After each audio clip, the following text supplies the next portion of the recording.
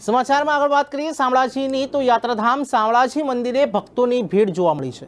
ભાદરવી પૂર્ણિમા નિમિત્તે હજારો ભક્તો મંદિરે ઉમટ્યા છે, ત્યારે ભગવાન શામળિયાના દર્શન માટે હજારો ભક્તોની લાઈનો જોવા મળી છે। હજારો ભક્તોએ પગપાળા આવી ભગવાનના દર્શન કર્યા છે, ત્યારે જિલ્લા પોલીસ વડા દ્વારા પણ શામળાજી સુધી નાઇટ વોક કરી દર્શન કર્યા।